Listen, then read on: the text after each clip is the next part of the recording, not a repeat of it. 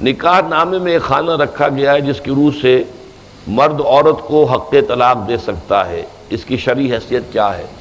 یہ صحیح ہے، اگر کوئی عورت آپ اس سے نکاح کے خواہاں ہیں اور وہ یہ شرط لگاتی ہے کہ میں تو نہیں کروں گی نکاح آپ سے بغیر اس کے کہ آپ مجھے بھی وہ اختیار دیں جو کہ آپ کو حاصل ہوگا، تو یہ حق دیا جا سکتا ہے اور پھر وہ حق عورت کو حاصل ہو جاتا ہے۔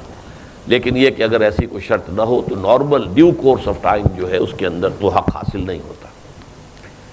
دعا کا صحیح طریقہ کیا ہے؟ بعض لوگوں کے مطابق اگر دعا کے اول و آخر درود شریف نہ پڑھیں تو دعا قبول نہیں ہوتی، جبکہ بعض لوگوں کے مطابق یہ شرک ہے۔ یہ دونوں ہی باتیں جو ہے وہ جو افراط و تفریط ہے۔ یقیناً دعا کے لیے جو آداب ہیں ان میں یہ ہے کہ پہلے اللہ کی کچھ حمد و ثنا ہو جس سے دعا کرنی ہے، پھر اللہ کے نبی پر درود ہو اور پھر دعا کی جائے۔ اس کا بہترین مثال جو ہے ہمارے ہاں دعائے جنازہ یا نماز جنازہ جسے ہم کہتے ہیں، وہ نماز عثمانی میں تو ہے ہی نہیں، نہ اس میں رکوع ہے، نہ سجدہ ہے، نہ اذان ہے، نہ اقامت ہے، کچھ بھی نہیں۔ وہ تو در حقیقت صف بستہ ہو کر اجتماعی طور پر دعا مانگنے کے لیے ہم جمع ہوتے ہیں۔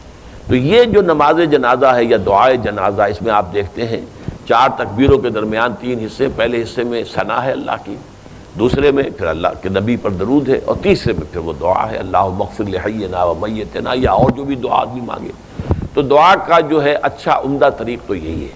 البتہ یہ کہ نہ مانگی جائے، اگر درود نہ پڑھا جائے تو دعا قبول نہیں ہوتی، یا اگر درود کا التزام کر لیا جائے تو یہ شرک ہو جاتا ہے، قطعاً غلط ہے۔ دونوں باتیں جو ہیں یہ افراط و تفریط ہے، دونوں غلط ہیں۔